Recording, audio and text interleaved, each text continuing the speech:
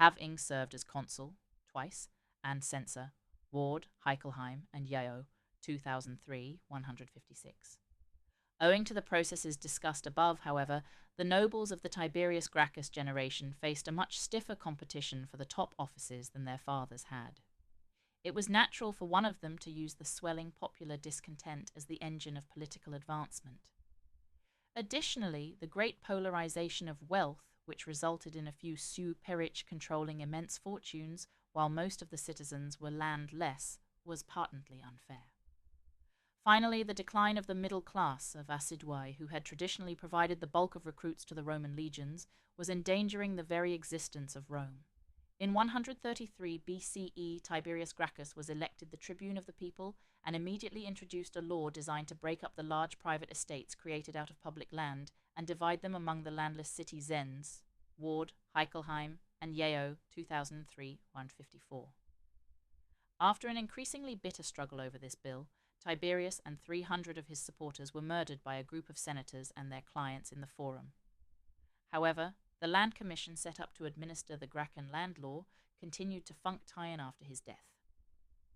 During the next 6 years, it allotted land to more than 75,000 men, achieving a partial alleviation of Rome's manpower crisis. The death of Tiberius Gracchus formalized the split of the Roman elites into the factions of populares and optimates, and the struggle between the two groups eventually plunged Italy into bitter civil war. These elite factions, however, were not true political parties. Although the main conflict was between the populares and optimates, members of the same faction on Rome, Therepubli, Cancycle 203 occasion fought among themselves. The next leader of the populares faction was Tiberius's brother Gaius Gracchus, who was elected the tribune of the people in 123 and again in 122 BCE. Gaius continued to support his brother's program of land distribution and introduced the famous Lex Frumentaria, which provided grain to the citizens of Rome at subsidized prices. He promoted other popular programs, such as colonization schemes and public works. Finally, he also attempted to procure citizenship for the Italian allies, but without success. During the 2 years of his tribunate, Gaius dominated the political life of Rome, owing to his immense popularity among the plebs. This domination was short-lived, however. Gaius's political rivals united against him and engineered a defeat in his third attempt to run for the tribunate. Gaius died shortly thereafter during street fighting between his followers and enemies. 3,000 of his partisans were killed with him, Legle et al. The violent deaths of the Gracchus brothers were another sign that the Roman political framework was unraveling. In summary, the 2 decades of the 100s and 200s BCE were a relatively violent period in Roman history, characterized by multiple slave revolts, the disturbances associated with the murders of the Gracchus brothers, and the insurrection of the allied town of Fregale in 125. At least when compared with the previous and following decades, although the level of violence was nowhere near the peak, it would reach 2 generations later, figure 6.5. As usually happens during the disintegrative phases of secular cycles, socio-political instability waxed and waned in a pattern of alternating generations. The violent Gracchus era was followed by 2 decades relatively free of conflict, at least of the internal kind. Important external conflicts during this period were the Jugurthine War in North Africa, 111 to 106, and the war with the Cimbri and Teutones, 105 to 101. One side effect of these wars was the rise of Gaius Marius, who became one of the most important popularis leaders during the later civil wars. The relative socio-political stability did not last long, because the root cause of instability, competition for status resulting from elite overproduction, was in no way alleviated by the developments during the Gracchus period. It began unraveling shortly before 100 BCE, starting with the Second Servile War, which raged in Sicily from 104 to 101. Even more important, intralike conflict flared up again in Rome. In 100, a popularis politician, Lucius Appuleius Saturninus, was elected tribune for the second time and embarked on a full program of social legislation. When ordinary methods for derailing legislation, vetoes, omens, and violence, failed, the Optimate-dominated Senate passed the SCU against Saturninus and his followers. An angry mob of nobles and knights murdered Saturninus and his supporters, including the consul Gaius Servilius Glaucia. Marius, who in 100 was serving his sixth consulship, attempted to steer a middle course, chapter 6, 204. Between the demands of the Optimate and the Popularis factions, but the elite polarization has gone so far that apparently no compromise was possible, even when espoused by such a hugely popular figure as Marius. In the end, Marius could not prevent the murders of the Popularis leaders. He did not gain any support from the Optimates, but lost the confidence of the Popularis, and had to leave Rome in a kind of self-imposed exile without fulfilling his promise to obtain land for his soldiers.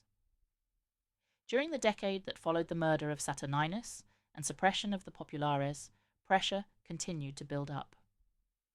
The Optimate leaders, who controlled the public affairs through their dominance at the Senate, continued to deny land to Marius's veterans and answered the demand of Italian allies for citizenship by expelling any who resided in Rome.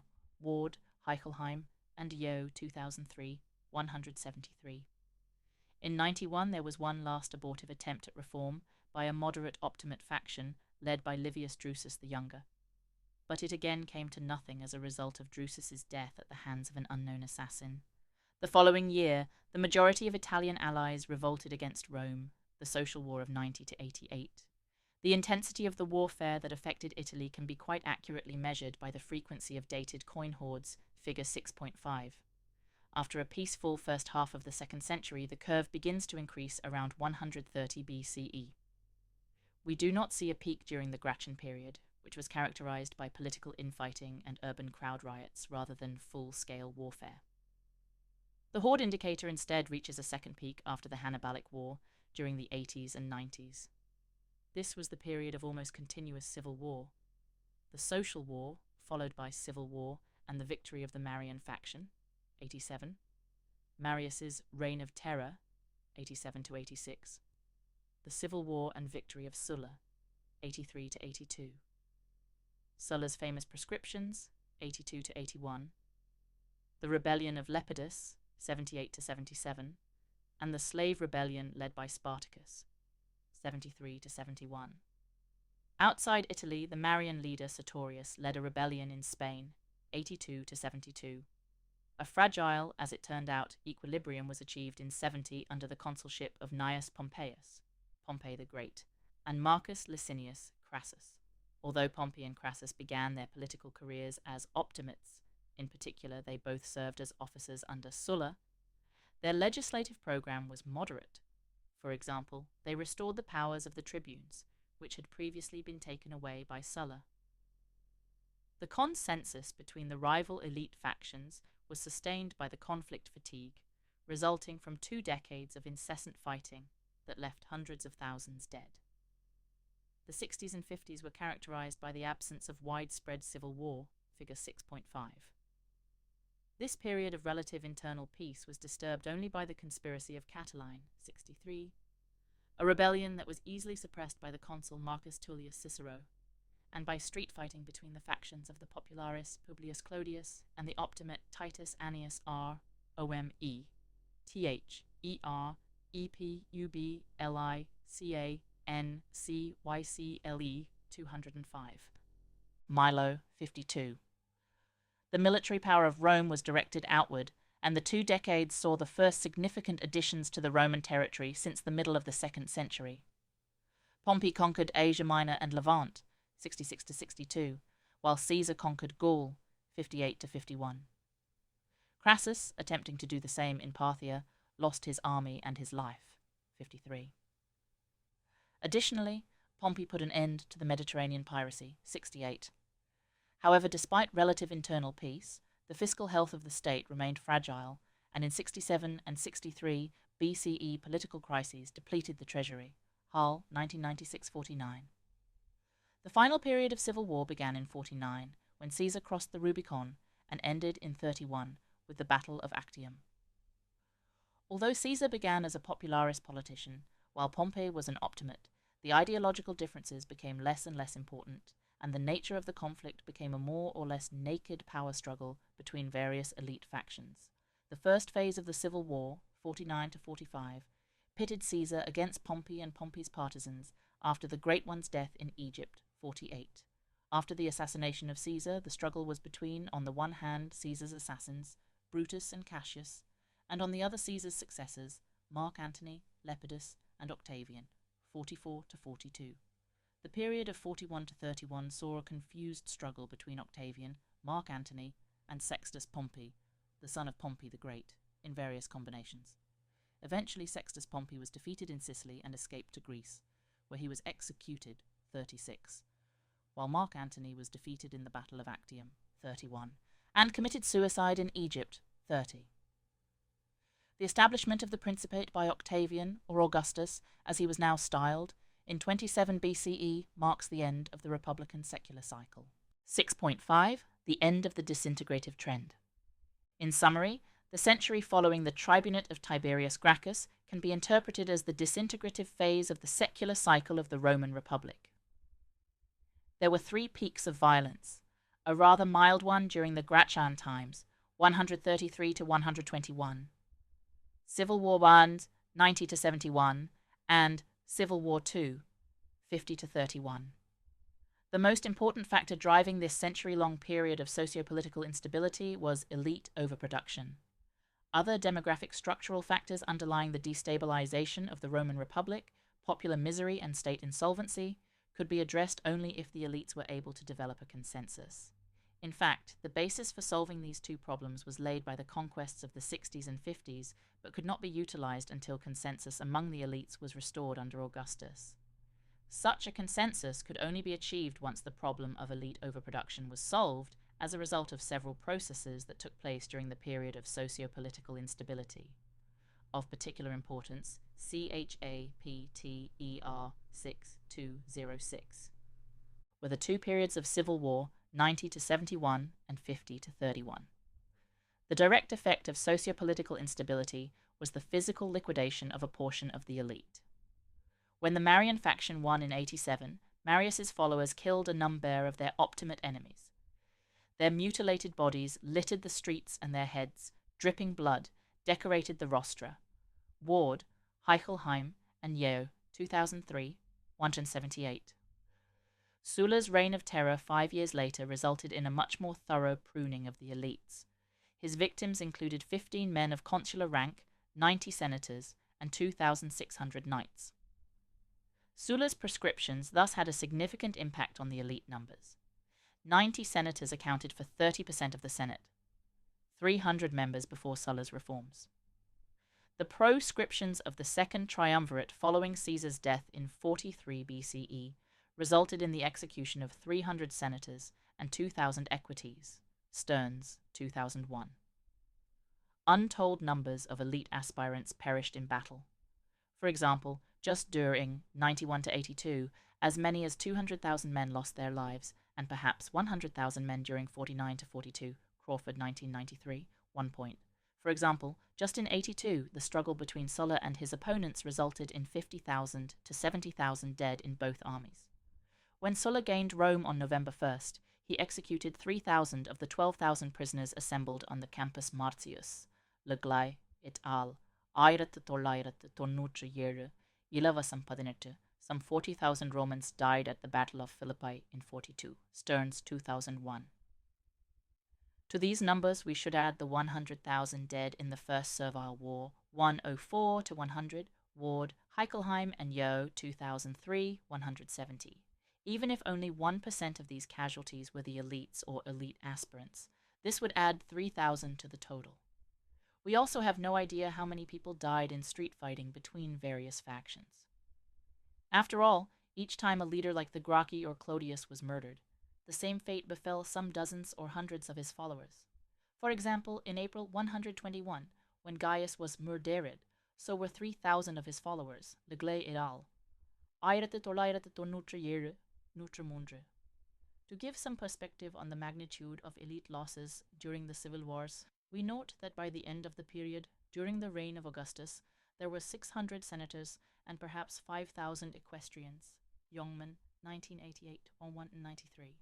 Adding together all the losses mentioned above, we easily match these numbers, so the inescapable conclusion is that civil wars reduced the pool of elite aspirants by at least half, and this is likely an underestimate. The second effect of socio-political instability was on reproductive rates. For a review, see Brunt, 1971, 131 to 550.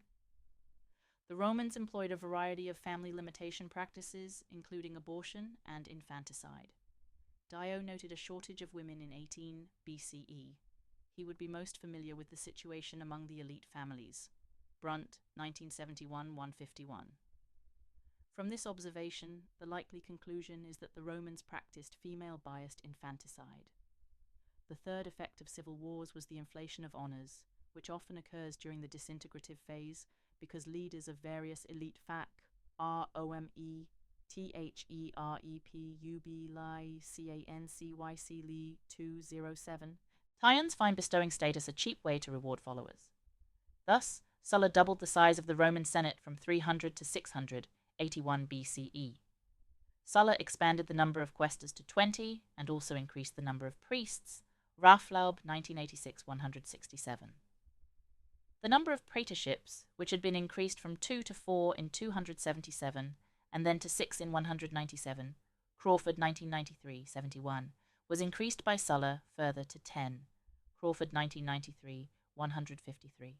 In 45, Caesar doubled the number of quaestors yet again to 40 and also increased the number of praetors to 16. He immediately raised the membership of the Senate from 600 to 900, filling the extra seats with his supporters, Ward, Heickelheim, and Yeo, 2003, 213. In fact, over the long run, the effect of Caesar's reforms would be to increase the number of senators to 1,200, since each quaestor automatically became a senator. By the time of Augustus's reforms, there were more than 1,000 senators, Ward, Heichelheim, and Yeo, 2003, 254. It is amazing that after a century of elite pruning by Marius, Sulla, and Caesar's successors, not counting the appalling losses in the civil war battles and street riots, there were enough elite aspirants left to fill more than 3 times the number of Senate slots as were available in Gratian times. The elite reproduction rate was probably below the replacement level during this period, which implies that the problem of elite overproduction a century before at the time of the Gracchus brothers was truly severe. The expansion of the Senate was a means of letting off steam. It satisfied the demand for top status among the aspirant elites. But once they achieved the desired honor, they became dangerously exposed to the vicissitudes of civil wars and served as fodder for mass purges every time the regime changed. In addition to the elevated elite mortality and depressed reproduction rates, there must have been another difficult-to-detect process, acquiescence to downward mobility. There must have been many potential elite aspirants who saw that the likely consequence of their pursuit of higher status would be an untimely death on the battlefield or in a purge. They therefore could decide to be content with whatever modest status they already had and choose to stay away from politics. An example of such a choice is Marcus Aemilius Lepidus, consul in 46 BCE and a member of the Second Triumvirate, along with Mark Antony and Octavian. In 36, Lepidus and Octavian had a falling out. Octavian boldly entered the camp of Lepidus and persuaded the legions to desert. Then he stripped Lepidus of any real power and committed him to comfortable retirement at the lovely seaside town of Circe in Latium. Lepidus lived there peacefully for another 24 years. Ward, Heickelheim, and Yeo, 2003, 225. It is hard to imagine a Pompey or a Caesar accepting such a comfortable retirement from the struggle, but people vary in how much they are driven by ambition. Another example is T. Pomponius Atticus, Cicero's confidant, chapter 6208. Publisher and banker. This equestrian had more wealth than many senators, but chose to stay away from politics. During the turbulent years of 88 to 65, he moved to Greece, where he was safe from Rome's political storms. After returning to Rome, he patronized the arts and literature, and made so many important contacts that he was protected on all sides during the subsequent civil wars. Ward, Heickelheim, and Yeo, 2003, 234. At lower levels of the Roman social hierarchy, there must have been many such Lepidi or Attici who, perhaps after a brush with death in the civil war, decided to return to their estates, and their numbers probably increased as the futility of internal war was demonstrated over and over again. The poet Tibullus exclaimed, probably in 32 BCE. I don't want to die young and for nothing. Leglay et al. 1997. Virgil's Georgics are filled with longing for peace. So many wars throughout the world. The fields going to waste in the farmer's absence.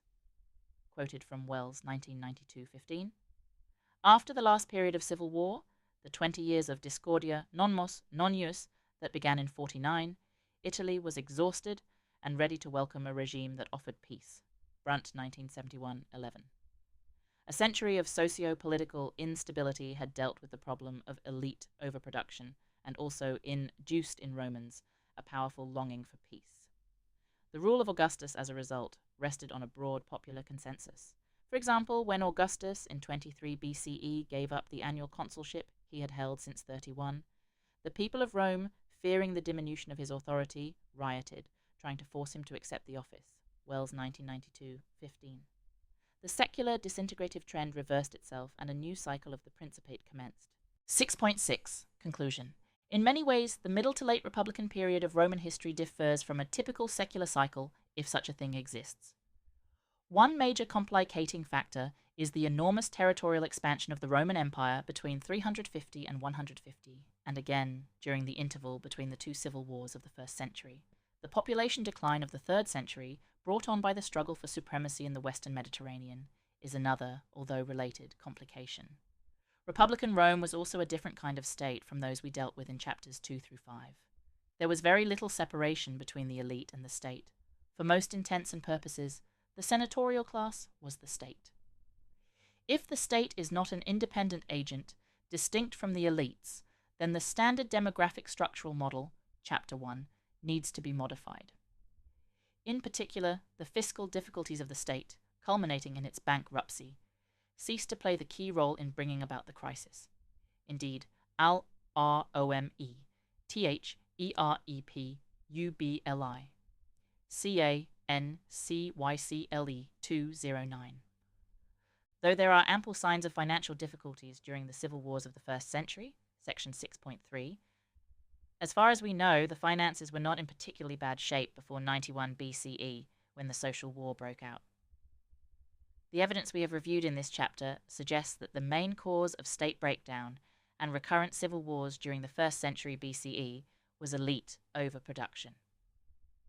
This interpretation is supported by our analysis of the Hopkins-Badian data on the inheritance of consular status.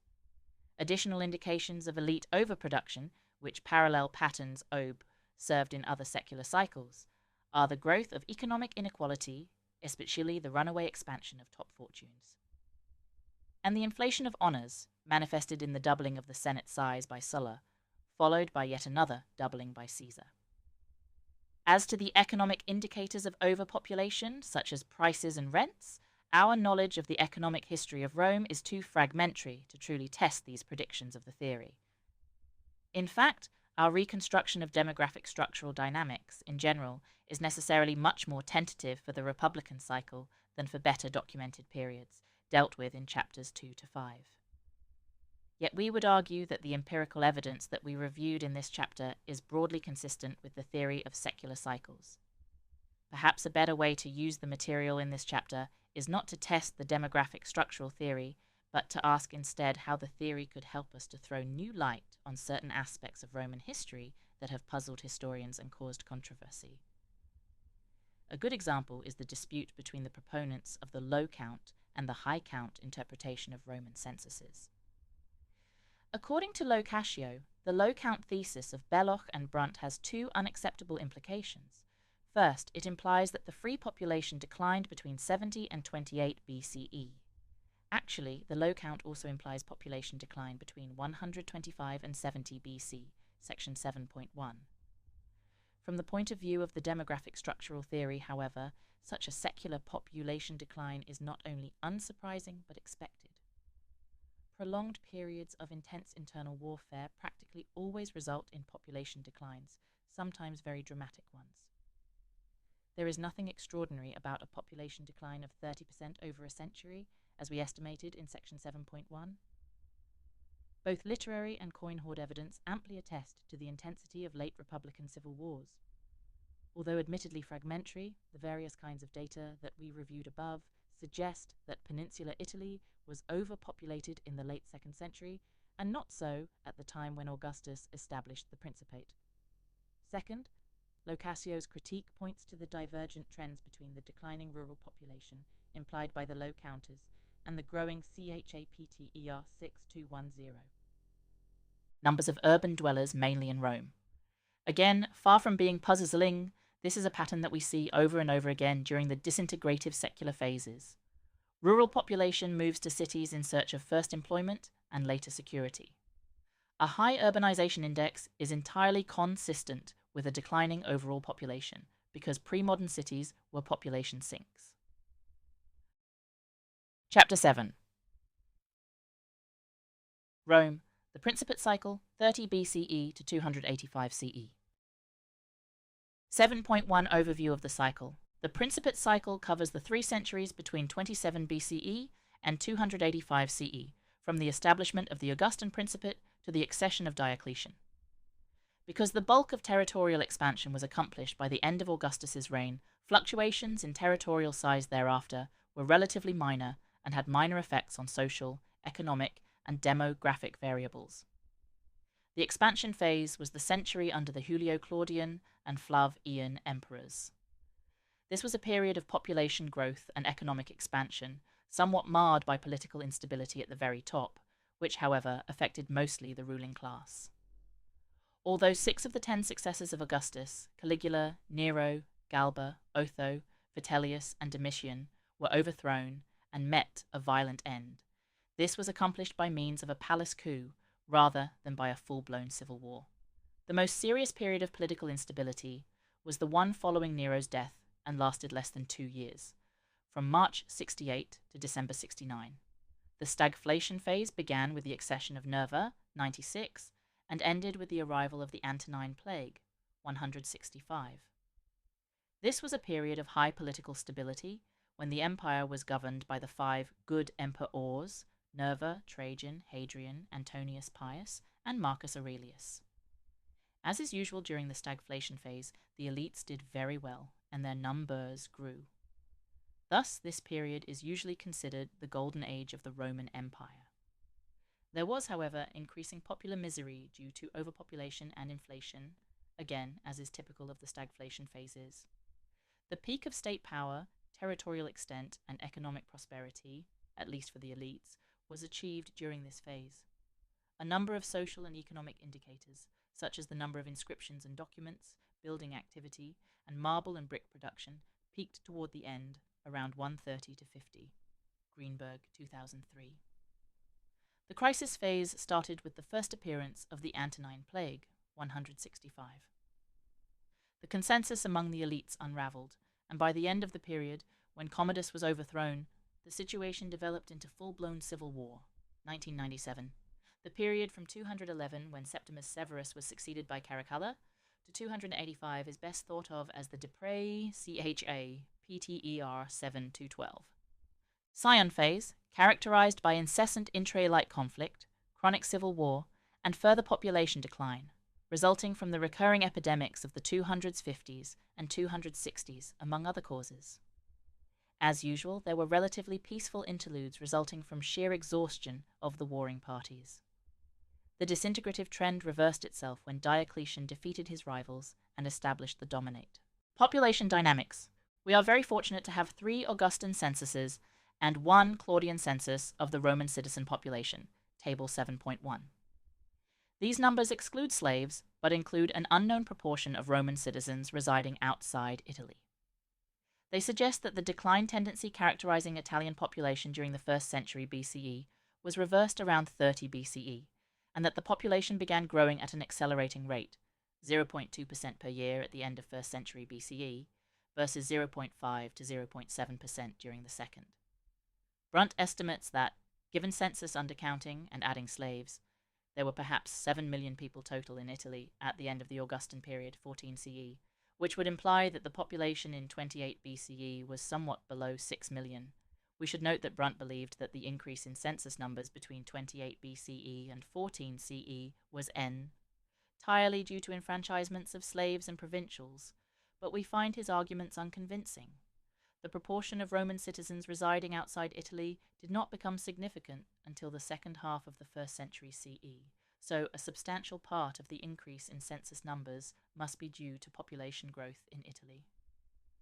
This only makes sense since the establishment of the Principate marked the end of the destructive civil wars and the beginning of a long period of Pax Romana. We do not have census data after 48 CE, but it is probable that population growth continued in Italy throughout the 1st century and then stagnated or perhaps increased very slowly during the 2nd, until the plagues. In general, it is thought that the greatest population growth occurred in the provinces of the Latin West, other than Italy. Thus, Fryer, 2000, endorsing a previous estimate by McKevedy and Jones, 1978, suggested that the total population of the Latin West increased from 25 to 42 million between 14 and 164 CE. This growth corresponds to a 40% increase in proportional terms.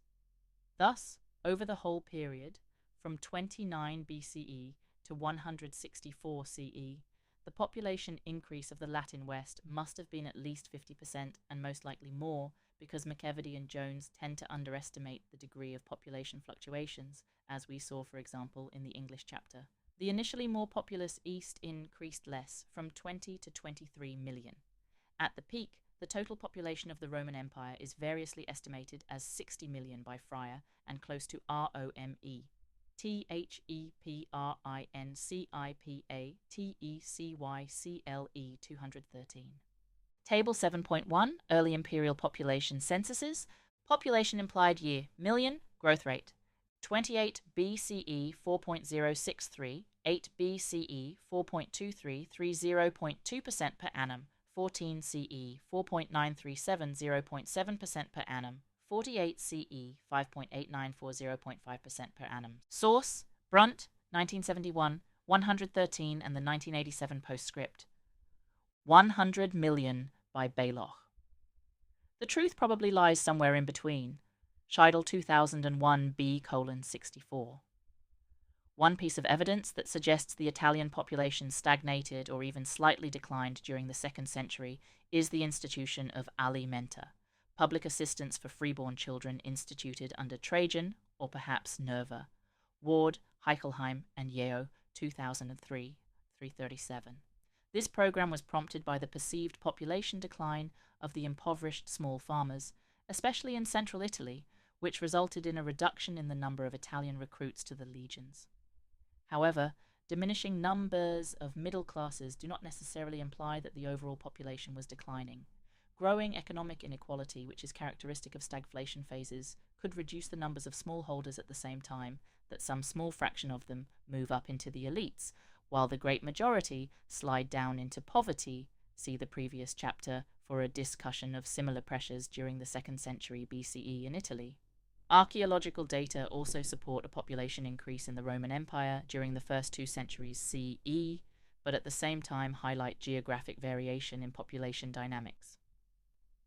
A very useful contribution to this question is the Survey of Archaeological Evidence by Lewitt, 1991. Lewitt focused on a sample of 201 excavated farm and rural settlement sites in 7 regions of the Western Roman Empire.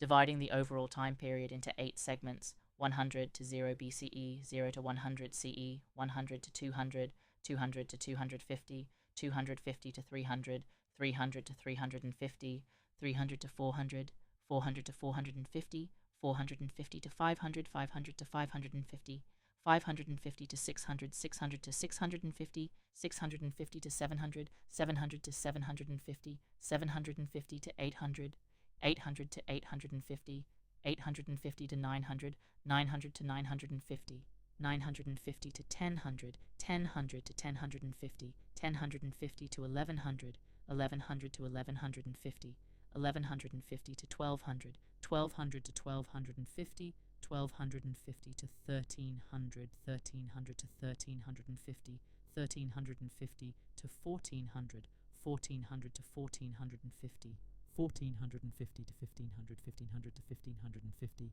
1550 to 1600, 1600 to 1650, 1650 to 1700, 1700 to 1750, 1750 to 1800, 1800 to 1850, 1850 to 1900, 1900 to 1950, 1950 to 2000, 2000 to 2050, 2050 to 2100, 2100 to 2150, 2150 to 2200, 2200 to 2250, 2250 to 2300, 2300 to 2350, 2350 to 2400, 2400 to 2450, 2450 to 2500, 2500 to 2550, 2550 to 2600, 2600 to 2650, 2650 to 2700, 2700 to 2750, 2750 to 2800, 2800 to 2850, 2850 to 2900, 2900 to 2950, 2950 to 3000, 3000 to 3050, 3050 to 3100, 3100 to 3150, 3150 to 3200, 3200 to 3250, 3250 to 3300, 3300 to 3350, 3350 to 3400, 3400 to 3450, 3450 to 3500, 3500 to 3550, 3550 to 3600, 3600 to 3650, 3650 to 3700, 3700 to 3750, 3750 to 3800, 3800 to 3850, 3850 to 3900, 3900 to 3950, 3950 to 4000, 4000 to 4050, 4050 to 4100, 4100 to 4150, 4150 to 4200, 4200 to 4250, 4250 to 4300, 4300 to 4350, 4350 to 4400, 4400 to 4450, 4450 to 4500, 4500 to 4550, 4550 to 4600, 4600 to 4650, 4650 to 4700, 4700 to 4750, 4750 to 4800, 4800 to 4850, 4850 to 4900, 4900 to 4950, 4950 to 500, 500 to 550, 550 to 600, 600 to 650, 650 to 700, 700 to 750, 750 to 800, 800 to 850, 850 to 900, 900 to 950, 950 to 1000, 1000 to 1050, 1050 to 1100, 1100 to 1150, 1150 to 1200, 1200 to 1250, 1250 to 1300, 1300 to 1350, 1350 to 1400, 1400 to 1450, 1450 to 1500, 1500 to 1550, 1550 to 1600, 1600 to 1650, 1650 to 1700, 1700 to 1750, 1750 to 1800, 1800 to 1850, 1850 to 1900, 1900, 300 to 350, 350 to 400, and after 400. She then determined the proportion of excavated sites occupied during each time segment. Figure 7.1. We can see that in Italy, the occupation index curve begins at an already high level during the 1st century BCE, reaches a peak in the 1st century CE, and then declines during the 2nd century. By contrast, the provinces tend to reach a maximum during the 2nd century. Figure 7.1. Minor exceptions are South Gaul, where the occupancy index is the same in both the 1st and 2nd centuries, and South Spain, where the peak is achieved during the first half of the 3rd century. CHAPTER 7214. Figure 7.1, Occupation of rural sites in the Western Roman Empire. Lewitt, 1991. In each panel, the first location is indicated by a solid line, the second by a dashed line. The data indicate two secular cycles, those of the Principate and the Dominate. The second half of the 3rd century was characterized by site abandonment in all 7 regions. However, the degree of abandonment varied and was correlated with the severity of civil war or barbarian invasions. Lewitt, 1991. The contrast is most vivid between Britain, which escaped barbarian invasions in the 3rd century, and Gallia Belgica, which was completely overrun by the Franks. See figure 7.1b. Averaging regional curves, we see that the overall occupation index of the Latin West, assuming that North Africa followed suit, increased greatly during the 1st century CE, followed by a more gentle growth in the 2nd century, figure 7.1a, solid line.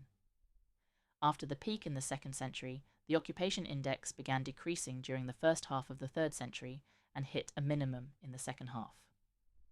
There was a recovery in the 4th century during the next cycle of the Dominate, followed by a final collapse in the 5th, when the Western Roman Empire was overrun by the Germanic invaders. Regional surveys support this picture. Thus, the Albegna Valley Etruria survey found 23 farms, villas, and villar, OME, TH, EPRI, NC, IPT, EC, YC, LE, 215, lagers in the 1st century. The number declined to 14 in the 2nd century and 8 in the 3rd. It then increased to 11 in the 4th century and declined again to 6 in the 5th century, data from Camby and Fentress, cited in Bintliff and Sponius, 1999:5. This is the same pattern that Lewitt found for Italy. Thus, it appears probable that the peak in the rural Italian population was achieved rather early in the 1st century, while population in the rest of the empire continued to increase up to the mid-2nd century. Still, we cannot connect the occupation index directly to population numbers, because site abandonment does not mean that all people inhabit. The abandoned sites died. In reality, we know that during stagflation and crisis phases, a substantial proportion of the rural population migrates to cities. On the other hand, the occupation index of rural sites, which is what Lewitt focused on, is more directly related to another quantity of interest, the carrying capacity, defined as the number of annual food rations that are produced within the territory controlled by the state. It can be estimated by multiplying the cultivated area by average productivity of unit of land. For an example of the calculation, see the appendix to Chapter 3. Between the 2nd century peak and the late 3rd century trough, the number of occupied rural sites in the Latin West decreased by 32%, figure 7.1a. Although it is theoretically possible that some of the land belonging to the abandoned farms was cultivated by peasants coming from elsewhere, in practice this does not happen during times of trouble because of security concerns. In fact, the cultivated area around sites that stay occupied tends to shrink as inhabitants abandon fields that are too far from the shelter provided by the walls or other fortifications. See Chapter 5. Furthermore, during periods of high socio-political instability, people tend to move to settlements that have natural defensive features such as hilltops, with the consequence that the best agricultural land, in the lowlands, falls out of cultivation. In sum, it is likely that the carrying capacity during the 3rd century actually declined by at least a third from its peak. Once the carrying capacity declined, the population followed, but with a lag. Most peasants abandoning rural settlements may have moved to cities, including Rome. Under the high mortality, low fertility conditions of pre-industrial cities, the populations of migrants gradually decreased until the overall population numbers approached sustainable levels, as determined by the reduced carrying capacity. This argument suggests that the relationship between the occupation index and population density was indirect and dynamic. Once the disintegrative secular trend sets in, it is the carrying capacity that declines first, and population numbers follow with a lag time. It should take at least a generation, or even longer, for the system to come into some sort of equilibrium, and it may actually not do so. CHA PT ER 7216. Figure 7.2, Importation of African red slipware into the Albegna Valley, Etruria, Bintliff and Sponius, 1999:5. Before the decentralization tendency is reversed and the carrying capacity begins increasing. Certain economic trends during the empire can also be traced using archaeological data. For example, the rate of importation of African red slipware into the Albegna Valley, Etruria, exhibits an increase during the 2nd century and reaches a peak during the 180s and 190s, figure 7.2. After the 3rd century collapse, a second peak occurred during the last quarter of the 4th century, reflecting the secular cycle of the Dominate. Social structure and elites. The social structure of the Roman Empire is sketched in Table 7.2. The table presents a static view, but the social structure of the empire evolved substantially during the Principate. One development was a formal legal distinction that arose during the 2nd century between honestiores and humiliores, resulting in the dual penalty system by the Severan Age, Sala 2851. Honestiores included senators, equestrians, army veterans, and their families. They suffered less extreme and degrading penalties than humiliores, and the testimony of the upper-class members was recognized as more credible. An even more important development was the increasing divergence throughout the Principate between the status and power hierarchies. Unlike in the Republic, the senatorial class did not monopolize the chief administrative posts in its hands. The Julio-Claudian emperors employed slaves or freedmen in a number of top administrative positions, such as heads of chancellery, Hopkins, 1983. From the middle of the 1st century on, equestrians were increasingly employed in these positions. The equestrians, most of whom had a military background, became governors of all ROME, THEPRI, NC, IPAT, EC, YCLE 217. Table 7.2. Social structure of the Roman Empire during the 1st century. Stratum wealth income numbers notes. Greatest fortunes. 400,000, 24,000, a 2 lentulus. Narcissus senator, 1,060, a 600. Minimum wealth qualifying 1 for senato real status. A more realistic minimum is 8 million Hungarian forints, Wells 1992:187. Equestrian 424, a 5,000 minimum wealth qualifying 1 for eques. Trian status Decurion 106, a 20,000 legionnaire, 12B 1.2 C 180,000 D. Decent living. 1 Alston's estimate basic subsistence. 0.1 assuming 220 kilograms per annum at 3 HS per modius. Source. Numbers and minimum wealth for senators, equestrians, and decurions are based on Jongman, 1,988, 193. Others are based on Alston, 1,998, 217. Note, wealth, total worth of property. Income, annual income. All numbers in 1,000 of sesterces. A estimate using 6% of wealth, Jongman, 1988, 195.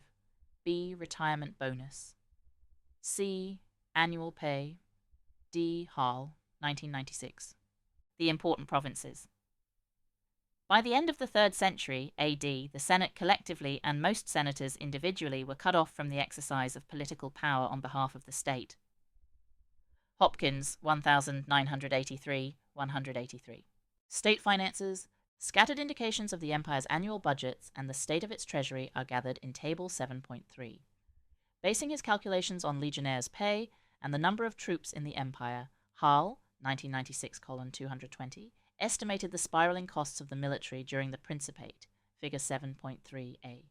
Total annual expenditures on administration were probably of similar magnitude to military costs and could have increased from 400 million HS to 1 billion HS between the reigns of Augustus and Septimus Severus. Hall, 1996, 227. Duncan Jones, 1994:11-16, identified 4 phases. The imperial finances went through under the Principate. Remarkably, his phases coincide almost exactly with the 4 phases of the cycle we delineated at the beginning of this chapter, based on demographic and socio-political stability indices. The expansion phase, 27 BCE to 96 CE, was characterized by intermittent financial difficulties, which were largely resolved by the end of the 1st century. Difficulties in funding army discharge bonuses under Augustus and Tiberius almost led to a mutiny, Duncan Jones 1994-11. Tiberius was criticized as being stingy, but he managed to accumulate 2.7 billion HS in the treasury by his death. Tiberius's surplus was then spent by Gaius CHA PTER 7218. Table 7.3. Annual budgets of the Roman Empire. Budget surplus deficit period HS billion. Tons silver HS billion. Augustus 27 BCE 14 0.4 to 0.4 5400. Tiberius 14 to 37 0.5460 surplus in 37 2.7-3.3 deficit in 41.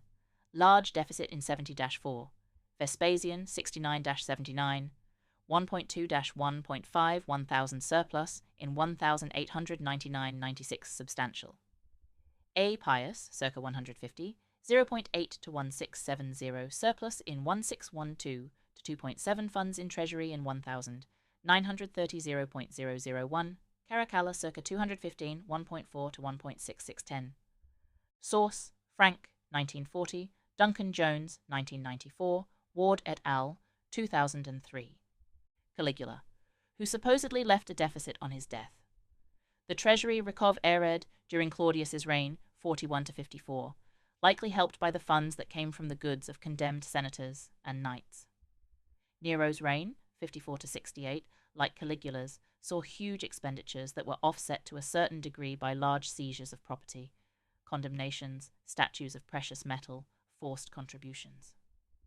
When Vespasian, 69 to 79, became emperor, he had to deal with a huge deficit, 4 billion HS. The supposed profligacy of Nero, however, may have been an exaggeration by the later tradition that tended to accuse the bad emperors of all kinds of sins. The same consideration should qualify the reports of the deficit left by Caligula. Vespasian increased some taxes, renewed others that had fallen into disuse, and introduced new ones. Frank, 1940:53, estimated the annual income under Vespasian as 1.2 to 1.5 billion HS. In other words, the revenues tripled during the first century of the Principate. As a result, Vespasian largely restored the health of the state finances, which allowed Domitian to raise the army pay. The small-scale debasement of the denarius under Nero was reversed by the Flavians. The empire entered the stagflation phase, 96 to 165, with very strong finances. The reigns of Trajan, 98 to 117, and Hadrian, 117 to 38, were characterized by large increases in spending that were apparently easily accommodated by the revenues. Duncan Jones, 1994-13. Imperially financed building activity reached a peak under Hadrian, Duncan Jones, 1990, figure 10, and was also very intense under Trajan and Antoninus Pius, 138 to 61. Antoninus Pius left a large surplus to his successors, 2.7 billion HS. This was to be the last surplus reported until the 5th century. Hall, 1996-94, ROME THEPRINCIPATECYCLE219. Figure 7.3, State expenditures during the Principate. A. Estimated military costs, Hall, 1996:220. B. Imperial handouts, Congiaria, Duncan Jones, 1994-41. The imperial finances unraveled during the crisis phase, 165 to 192. Marcus Aurelius had to sell the gold vessels and artistic treasures of the imperial palace to finance his Danubian campaign of 169, Ward et al. 2349. Commodus attempted to buy popularity by frequent and lavish cash handouts, Congiaria. He spent around 40 million HS on Congiaria per year, double the amount that was spent under Hadrian and Antoninus Pius, figure 7.3b. He also entertained the citizens with frequent chariot races, gladiatorial combats, and beast hunts in the arena, Ward, Heichelheim, and Yeo, 2003, 381. By itself, the spending on Congiaria was not enough to break the treasury. It was perhaps 5% of the estimate revenues of the empire at the time. But the alarming growth of cash handouts to citizens was at least matched by the growth of handouts to the army, although we lack Chapter 7220. Time series data on this trend. See Duncan Jones, 1994. Army costs constituted the bulk of the imperial budget, and their growth was what caused the state bankruptcy. The financial difficulties of Commodus are reflected in the debasement of the denarius, which declined from 3 to 2 grams of silver, and in the alarming increase in the executions of wealthy nobles and the confiscation of their property, Ward, Heichelheim, and Yeo, 2003-382. The next emperor, Pertinax, 1993, again used the expedient of selling pal ace treasuries to raise cash. After a brief period of relative stability under the Severi, 193 to 235, state finances collapsed for good during the civil wars of 235 to 884, Probably the best indicator of the financial difficulties of the Roman state is given by the rate at which the main silver coin, the denarius, was debased by successive emperors, figure 7.4. The empire minted coins primarily for the purpose of paying the army, the bureaucracy, and making good on other state expenses. The Roman rulers recognized early on the value of debasement as a temporary solution to their fiscal difficulties. Thus, Nero reduced the silver content of the denarius, both by making it lighter and by increasing the percentage of base metal, to 3.14 grams, compared to 3.72 grams under Augustus. Vespasian further reduced it to 3.07 grams, but once financial health was regained, Domitian increased the silver content of the denarius back to 3.28 grams. While the state finances stayed healthy under the good emperors, the silver content of the denarius declined very slowly and was still just below 3 grams under Antoninus Pius. However, by the end of the second century, the silver equivalent of the denarius had fallen precipitously to just 2 grams, mainly as a result of increasing the proportion of base metal to 1/3.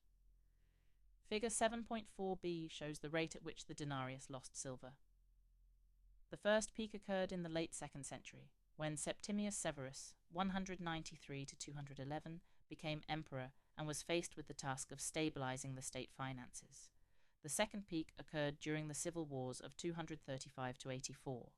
By the end of the reign of Gallienus in 272, the denarius had only 2.5% silver left in it. Sociopolitical instability. From the point of view of sociopolitical stability and public order, the period of the Principate can be divided into 3 distinct phases. See Table 7.4 for the list of instability events affecting the political center.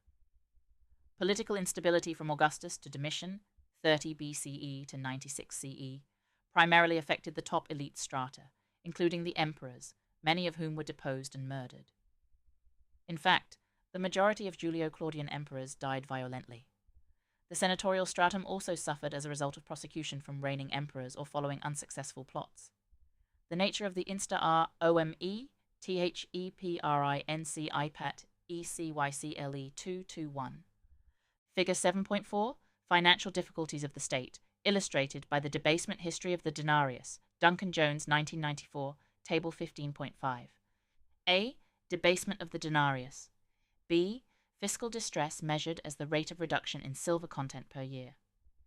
Ability, however, was largely confined to treasonous plots and coups d'état, with full-blown civil war flaring up only once, in 68 to 69. The next period, from Nerva to Marcus Aurelius, 96 to 180, was remarkable for its high stability. There were no major instability events at the imperial core, Italy. The third period, starting with the reign of Commodus, introduced a time of high instability, recurrent state collapse, and endemic civil war. There were periods of multi-sided civil war and multiple emperors in 192 to 97, and then almost continuously from 235 to 285. The evidence of coin hoards, Christensen 1985, Robertson 2000, paints a similar picture, but with variations due to localities where hoards were CHAPTER 7222. Table 7.4, Socio-political instability in Italy, 30 BCE to 285 CE, year event. 22, revolt at Rome. 15, disturbances at Rome. 24, rebellion of the slaves in southern Italy. 41, murder of Caligula. Proclamation of Claudius. 42, conspiracy at Rome, Scribonianus. 59, disturbances at Pompeii. 64, fire of Rome and disturbances. 65, conspiracy at Rome, Piso. 68, uprising against Nero. 69, year of the 3 emperors. Civil war, 95, conspiracy at Rome, 96, murder of Domitianus. Nerva, 182, conspiracy at Rome, Commodus's sister. 189, famine revolution at Rome. 192 to 97, murder of Commodus. Civil wars, multiple emperors. 211, murder of Geta by Caracalla. 217, murder of Caracalla. 218, Macrinus assassinated. Civil war. 221, mutiny of army near Rome. 222, deposition of Elagabalus. 228, disturbances in armies in Rome and Mesopotamia. 235 to 8. Deposition of Alexander Severus. Civil War. Multiple emperors. 244. Murder of Gordianus III. 248 to 9 revolts in Syria, Egypt, and at Rome. Philippus killed in battle. 249 to 53. Civil War. Multiple emperors. Gallus killed by his troops. 258 to 68. Civil War. Multiple emperors. The 30 tyrants. 269 revolt at Bologna and other cities. 270 Civil War. Quintillus versus Aurelianus. 274 revolt at Rome. Monetarii. 275 disturbances at Rome after the assassination of Aurelianus. 276 deposition of Tacitus. Florianus. 282 to 85 Civil War. Multiple emperors. Murder of Probus Carinus. Source: based on Sorokin, 1937, supplemented by other sources. Buried, compare figure 7.5 to figures 7.6 and 7.7. The biggest peak in both provinces occurred during the second half of the 3rd century. The secondary peaks show more variation. In both Alexandria and Britain, a peak occurred during the 60s, probably associated with the civil wars of 68 to 69. This was followed by a trough around 100 and a gradual rise under the Antonine emperors. In Alexandria, the 2nd century peak occurred earlier than in Britain, around 160. This spike is perhaps associated with the Egyptian uprising, ROME, THEPRINCIPATECYCLE 223, figure 7.5. Roman Principate, Socio-Political Instability Index, based on data in Table 7.4. Figure 7.6, Time Distribution of Coin Hoards in Alexandria, Egypt, during the Principate, Christiansen, 1985. CHAPTER 7224. Figure 7.7, Time Distribution of Romano-British Coin Hoards, Robertson, 2000. The time distribution of coin hoards published in Corpus de Trésors Monnaie, Terres Antiques de la France, Société Franque, et de Numismatique, Paris, 1982, shows the same broad pattern with a dominant 3rd century peak. However, hoards have been assigned by the experts to very broad temporal categories: 1st century, 2nd century, or the Julio-Claudians, the Antonines, which furthermore disagree between different volumes. So in the present form, these data cannot be easily summarized. 7.2 Expansion, 27 BCE to 96 CE. The commoners? In the previous chapter, we discussed the growth of economic inequality during the late Republic. One important consequence of the civil wars in the first years of the Principate was a significant reversal of this trend. The basic precondition of reduced inequality was the population decline that took place during the 1st century BCE, creating space where landless peasants, mainly veterans, could be settled. For example, in 36 BCE, Capua gave up large tracts of deserted land for the settlement of Octavian's Vetoans, in return receiving lands in Crete and funds for the construction of a new aqueduct, Wells, 1992, 21-22. Not all land was obtained by purchase. After the Battle of Philippi, 42 BCE, Octavian simply stripped 18 towns of their land, which was divided among the veterans. One of these ROMETHEPRINCIPATECYCLE 225. Towns was Cremona, where perhaps 3,000 to 4,000 veterans were given 35 eugera, 9 hectares each, a very substantial land allotment. But such land seizures stopped with the end of the civil wars. In 30 and 14, BCE Augustus spent 860 million HS to purchase land to settle veterans, of which 600 million was spent in Italy and 260 million in the provinces. Large numbers of peasants emigrating to the provinces further decreased the population pressure on resources within Italy. Additionally, Walter Scheidel, 2007, estimates that under the early Principate, as many as 1 in 10 free Italian men left Italy for service in the legions. Most of them never returned because the surviving veterans were resettled in the provinces. However, this outlet for demographic steam gradually became less important, as Italian military participation rates declined during the 1st century. Thus, the Principate cycle began with greater numbers of relatively prosperous small landowners compared to the late Republic. However, it is likely that this relative prosperity rapidly eroded during the 1st century as a result of population growth. There was also a large number of slaves in Italy. Brunt estimates 2 million, but Scheidel revises this estimate down. The number of slaves probably diminished during the first 2 centuries, CE Sala 2851. First, there was a substantial diminution of territorial conquests after Augustus, and thus the supply of war captives declined. It is thought that the slave population could not reproduce itself biologically as a result of manumission and lower birth rates. Second, as population growth resumed, the number of landless peasants began increasing. Thus, at the same time that the price of slaves increased owing to their scarcity, the real wages that could be paid to landless peasants declined owing to their abundance, and it became more profitable to lease land in return for rent or to hire workers. The elites. At the opposite end of the social scale, we have some scattered numbers indicating the wealth of the senatorial class. The richest men outside the imperial house, who are known to us from the early empire, were Gnaeus Cornelius Lentulus, consul in 14 BCE, and Claudius's freedman, Narcissus, Wells, 1992, 8. Each reputedly owned property worth 400 million HS. It is noteworthy that both these incomes belong to the early phase of the Principate.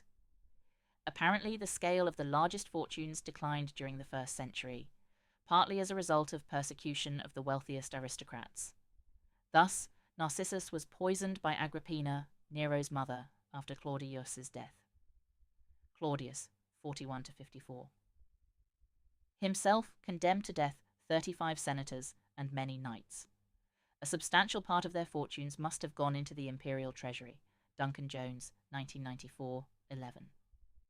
Nero is said to have executed the 6 largest landowners in Africa, proconsularis, and thus gained CHAPTER 7226.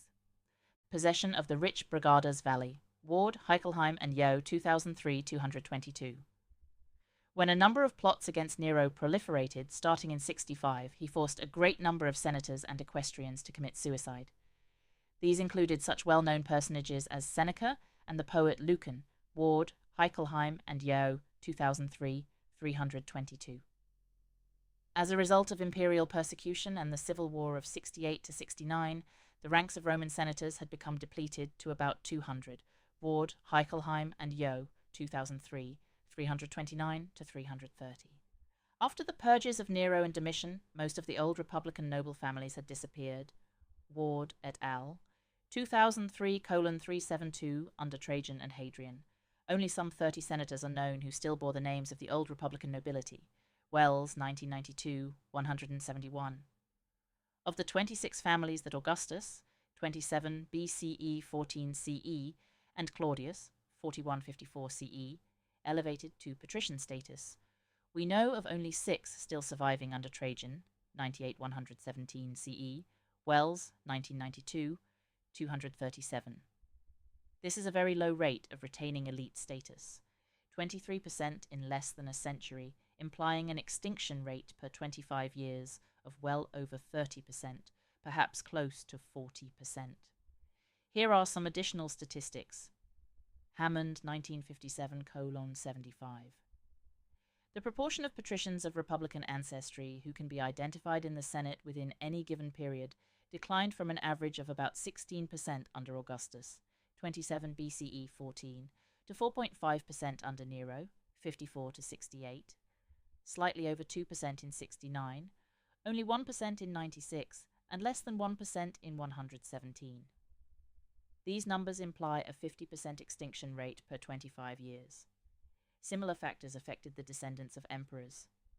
For example, Junia Calvina was the only descendant of Augustus alive in the 70s, Wells 1992-67. The elite dynamics under the early Principate thus resemble very much the downfall of the overmighty subject under the Tudors, see Chapter 3. Although some large senatorial fortunes were lost to the state as a result of imperial persecution, others joined it when wealthy senators became emperors. For example, Titus Aurelius Antoninus, who became the Emperor Antoninus Pius. The end result was that during the 1st century, the relative power of the most powerful and wealthy private individuals declined substantially with respect to the state's fortunes. Data on building dedications by private individuals support this conjecture. The curves of dedications per reign year show an initial peak under the early Principate that declines during the 1st century. The low is reached under the Flavians and Hadrian, after which the curve increases and reaches the second peak under Appius in Italy, figure 7.8 solid line. M. Aurelius in Sabratha, Commodus in Thuga, and even S. Severus in Lepsis Magna. The last observation is mainly explained by the fact that Severus was a native of Lepsis Magna. However, funding whole buildings was possible only for the wealthiest members of the elite. ROMETHEPRINCIPATECYCLE227. Figure 7.8 Time distribution of dated buildings in Italy. Solid line, private individuals, dashed line, emperors. Duncan Jones, 1990, 213. In summary, it appears that the fortunes of the top elite stratum, the magnates, first declined during the Principate, reaching a trough during the Flavian period, then increased under the 5 good emperors, reaching a peak during the second half of the 2nd century. The nature of the magnate stratum, however, changed radically. Whereas the 1st century's aristocracy was still dominated by the senatorial order, during the 2nd century senators lost power and persisted largely as a status group. Hopkins, 1983, 171 to 176. Power accumulated in the hands of provincial governors, military commanders of the legions, and the commanders of the Praetorian Guard, who typically were equestrians. Thus, one important trend that continued throughout the Principate was the Senate's gradual loss of status as the repository of power elites. The center of gravity shifted from the Senate to the imperial bureaucracy, and more precisely, to the imperial council. This began as the Concilium Principis, an informal conclave of Augustus's friends and advisors, and was converted into a more permanent structure by Hadrian, Ward, Heickelheim, and Yeo, 2003, 344. During the 2nd century, the Senate gradually lost any real influence on the imperial administration. The Imperial Council became the true successor of the old Republican Senate after the reorganization by Septimius Severus, Ward, Heickelheim, and Yeo, 2003, 385. CHAPTER 7228 722. De-urbanization. Finally, let us consider the urbanization rate, or more specifically, the population size of the capital. The authorities tend to agree that the population of the city of Rome doubled from the late 2nd to the late 1st century BCE, reaching around 800,000 to 1 million. Hopkins, 1978, 96F, Morley, 1996, 36F.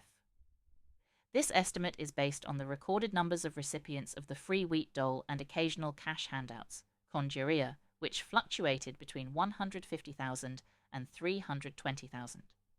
The estimate of 0.8 to 1 million is derived by starting with 200,000 to 250,000 recipients, dividing it by the estimated proportion of males over 10 years old, those who are eligible for the dole, to obtain the total free population, and adding guessed numbers of the elite and slave strata. However, the recorded fluctuations in the numbers of dole recipients make sense in light of demographic structural theory, and we can use them to sharpen the dynamics of the numbers of Rome's inhabitants. The fluctuations in the recorded numbers of corn dole recipients were as follows: Hopkins 1978 96 FF, Morley 1996 36 FF. Under the Popularis Tribune, P. Clodius, the 50s BCE, they swelled to 320,000. In 46, Caesar reduced them to 150,000 by organizing emigration to the provinces and tightening registration of those who qualified. Under Augustus, the numbers increased again to more than 250,000, reaching another peak of 320,000 in 5 BCE. 3 years later, the numbers sank to just over 200,000.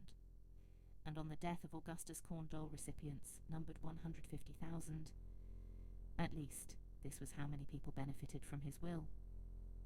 We see a definite pattern here. The urban population swells following protracted periods of civil war, with a time lag, and then is gradually reduced during periods of internal peace. See Chapter 1 for the general discussion. This argument suggests that we can take the transmitted numbers at their face value. The peak number of 320,000 then would imply some 1.2 million total inhabitants, while the trough number of 150,000 corresponds to 0.6 million. There is at least a 10% uncertainty associated with these estimates. We propose, therefore, that under the late Republic and during the early years of Augustus, the population of Rome swelled to 1.2 million, and by the end of his reign, it had declined to 600,000. Naturally, during the peaks, the city was horribly overpopulated, whereas when the population was halved by 14 CE, the quality of life must have become much more bearable, even for the poorer citizen strata. We do not know how population of the city of Rome changed during the 1st century, but it probably did not grow very much, if at all. That is the general rule during the population expansion phases, when typically the proportion of urban population to the total tends to decrease. During the stagflation phase, 96 to 165, the urban population should have in OME, THEPRINCIPTECYCLE 229. Table 7.5, Legionnaires' wages. Annual wage, silver equivalent, wheat time period, HS, grams, quintals. Augustus, 27. BCE, 14 CE, 983.9, Domitian, 8196. 1984.89 Severus, 193 to 211. 1616.6 Caracalla, 211 to 217. 2400,984. Source: nominal wages from Green, 1986:59. Silver equivalent of sesterces from Hall, 1996. And wheat prices from Table 7.6. Creased. We know that the number of Vicii in the city increased between the reign of Hadrian, 117 to 38, and the 4th century. Almost certainly this happened during the 2nd century. Equally likely is that by the end of the 3rd century, with the start of the next cycle of the Dominate, the population of Rome declined. The 3rd century wall marked a contraction from the regions occupied during the Augustan era, Morley 1996-38. In summary, the possible evolution of the urban population of Rome was an increase from 0.6 million in the first half of the 1st century to perhaps well over 1 million at the end of the 2nd, followed by a decline toward the end of the 3rd. 7.3 stagflation, 96 to 165 CE. Population pressure and economic change. Price and wage data are very scarce for the Roman Empire outside Egypt. The only empire-wide wages we know about are those of the legionnaires, Table 7.5. The nominal wage doubled during the 1st and 2nd centuries, but when we express the wage in terms of grams of silver, we observe that it peaked at the end of the 1st century and declined during the 2nd. Yet another look is afforded by translating the wage into wheat, using the Egyptian prices, see below. According to this measure, the soldier wages just barely compensated for inflation during the 1st century. The difference between 9.3 and 8.9 quintals is less than the uncertainty associated with estimating the real wage. One area of the Roman Empire for which we have some documentation of economic trends is Egypt. Table 7.6 shows changes in the price of wheat during the first 3 centuries CE. Both private transactions and official prices tell the same story. The nominal price of wheat doubled or more toward the second half of the 2nd century. This trend was not due just to the debasement of Roman CHA, PTER 7230. Table 7.6, wheat prices in Egypt, averages by period. Drachmas, silver time period per artaba, grams per quintal. Private transactions 18 BCE, 47 CE, 7.2 9078 to 79 CE, 10.6 116 112-135. CE 10.0 105 150 to 200 CE 15.3 124 250 to 300 CE 42.9 44. Official prices 13 BCE to 65 CE 3.3 42 99 to 162. CE 9.0 94 24.6 to 29.4 CE 146.73. Source based on data in Duncan Jones 1990 151 to 155. Coins during the 2nd century, see below, because the price of wheat also increased when expressed in silver units. During the 3rd century, the nominal price of wheat continued to rise, reaching 200 to 300 drachmas per artaba by the last quarter. Duncan Jones, 1990. But it appears that this increase was entirely due to debasement. When expressed in silver equivalents, we see that the price of wheat actually declined in the 3rd century. The best recent compilation of economic trends in Egypt during the 2nd and 3rd century is in Scheidel, 2002. Scheidel reports on the means and medians of land prices, land rents, wheat and other commodity prices, and wages in both nominal and real terms. The real deflated values are of particular interest, because rapid inflation due to debasement of the denarius during this period, see next section, makes nominal values uninformative. For example, there are some data on agricultural land prices in Egypt, but the interpretation of what these data tell us generated some controversy. Duncan Jones, 1974, gave the data in Table 7.7. The median first increases and then decreases, which would make sense in demographic structural terms. The 3rd century decrease was probably even more profound, given the debasement of silver coinage. However, Duncan Jones observed that both maximum and minimum prices kept increasing throughout the period. This trend throws doubt on the validity of the trend observed in the median price. Alston, 1995, attempted to trace price trends separately in low-quality, average, and high-quality land. Scheidel, 2002, instead used 2 categories, less or more than 600 drachmas per aurora. Both were roundly criticized by Bagnall, 2005. For this reason, in the following we focus on real rents. There is also some information on the change in real wages from the 2nd to the 3rd century, which we review in section 7.4. ROME THEPRINCIPATECYCLE 231. Table 7.7 Land prices in sesterces per eugerum, period N median maxmin, 1st century, 11,141,459.11, 2nd century, 16,183,612.26, 3rd century, 8,147,101,058. Source, Duncan Jones, 1974:366. Table 7.8 Mean annual real land rents for wheatfields, artabus per aurora. Period arsenoid oxyrhynchite hermopolite heracleopolite average. 27 BCE to 99 CE, 7.375.41. 6.39100 to 165 CE, 8.797827.65-8.0, 9205 to 268 E, 3.23 5.89 6.274.91 Pate Serpnia. Source, Scheidel, 2002, Table 1. Note, only means are shown, medians show the same trend, based on 133 data points. Changes in real rents are consistent among all regions and show an increase from the 1st century toward 165, the eve of the plague, followed by a decrease in the 3rd century.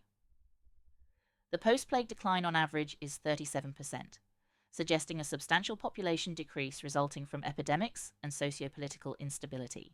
Elite overproduction and competition. In the previous chapter, we used the statistics of Hopkins and Burton on consular ascendance and descendance rates to argue for an increasing intralite competition toward the end of the Republican cycle. We are lucky in that these authors have also provided similar statistics for the Principate period. However, there are several caveats we need to take in consideration when considering these numbers. First, whereas the consuls of the Republican period were at the pinnacle of both the status and power pyramids, during the Principate they retained only status, while power passed into the hands of emperors and their top administrators, who by the end of the period were recruited almost entirely outside the senatorial order, mainly from the equestrians. Second, the data are much sparser than those for the Republic, because Hopkins and Burton elected to investigate only every other generation of the consular aristocracy. Thus, instead of having 8 data points to cover the period of the Principate, we have only 4. Third, whereas under the Republic the number of men elected to consulship in any generation stayed roughly constant because only 2 consuls could be CHPT ER 7232. Table 7.9 Inheritance of consular status under the Principate. Consular ascendance, consular descendants, competition index, a consul's period, CE per year, 3 gen. Fathers, sons, 3 gen.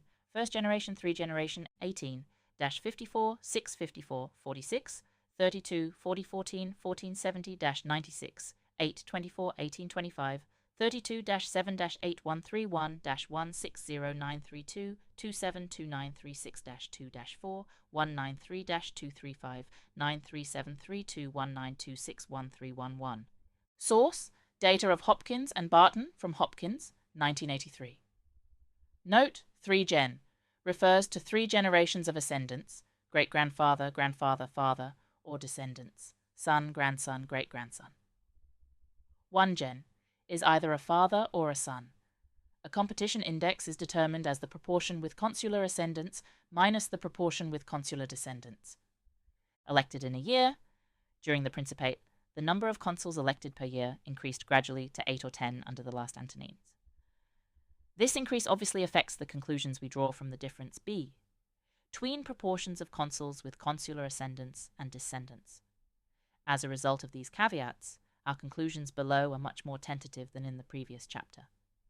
The main problem is the sparsity of data. It would be extremely useful to complete the work of Hopkins and Barton by filling in the missing generations. Hopkins and Burton's data, Table 7.9, suggests that during the 1st century the proportion of consuls with consular fathers dropped dramatically, from 46% to 18%. The proportion of consuls who had a consular ascendant extending 3 generations back exhibits the same qualitative dynamics. In other words, the grip of the hereditary nobility on consular status was substantially weakened. This trend makes sense in light of what we know about the elite dynamics. Old nobility was decimated during the Julio-Claudian periods. At the same time, the size of the consular stratum expanded substantially. Under August, only 2.6 consuls, on average, were appointed per year. Hopkins and Burton estimate that by the end of the century, 8 ordinary and suffect consuls were appointed every year. Assuming an average life expectancy of 30 years, the size of the consular stratum tripled during the 1st century, from 80 to 240 individuals. In the 2nd century, the trend inverted, and the proportion of consuls with consular fathers climbed from 18 to 27%, and then to 32%. The hereditary aristocracy thus was reasserting its grip on consular positions, although it never reached the same level of control it had in 18 to 54, or during the 2nd century BCE as we discussed in the previous chapter. ROME THEPRINCIPATECYCLE233. The proportion of consuls with consular descendants fluctuated at a roughly constant level until the mid-2nd century, then plunged during the period of 193 to 235, Table 7.9. What is particularly interesting is the difference between the proportion of consuls with consular ascendants and those with consular descendants, the competition index in Table 7.9. During both 70 to 96 and 131 to 60, this index is positive, suggesting a relaxation of intralight competition. By the end of the 2nd century, we revert to the pattern typical of heightened competition and forced downward mobility, similar to that observed in the Gratian period of the Republic. Any conclusions based on these data must remain tentative until the gaps are filled in. But the data patterns, and especially the competition index, are consistent with our narrative in section 7.2, Elites, where we argued that during the Principate, the fortunes of the top elite stratum first declined, reaching a trough during the Flavian period, then increased under the 5 good emperors, reaching a peak during the 2nd half of the 2nd century. Beginning with Marcus Aurelius and especially Commodus, we observe signs of elite overproduction and increased competition that eventually contributed to the state breakdown in the late 2nd century. One typical sign of elite overproduction is the growth of administrative posts. According to H.G. Flom, cited in Hopkins 1983, 180, there were 64 equestrian posts in the provinces in the reign of Domitian, 81 to 96, and 173 in the reign of Septimius Severus, 193 to 211. Thus, although during the 2nd century the territory of the empire expanded to a very insignificant degree, and in places even contracted, the number of administrative posts grew almost threefold, perhaps reflecting pressure from the surplus elites for government positions. 7.4 crisis, 165 to 97 CE. Population. The population decline during the disintegrative phase of the Principate cycle resulted, as usual, from a complex combination of causes. It is probable that population numbers began declining in Italy during the 2nd century. This is what Occupation Index data suggest. See Figure 7.1a. But the first major empire-wide shock was delivered by an epidemic that reached the Roman Empire in 165 and became known as the Antonine Plague. The Antonine Plague was probably smallpox, or a combination of measles and smallpox. Scheidel, 2002. It was reputedly brought from the eastern Mediterranean by Roman troops returning from the Parthian War. Duncan Jones, 1996. In 165, it hit Nisibis and Smyrna. The following year, it reached Rome. In 168, the plague raged in Rome and many provinces. By 169, it had caused annihilating losses in the number of taxpayers CHAPTER 7234 in Egypt as a result of death or flight.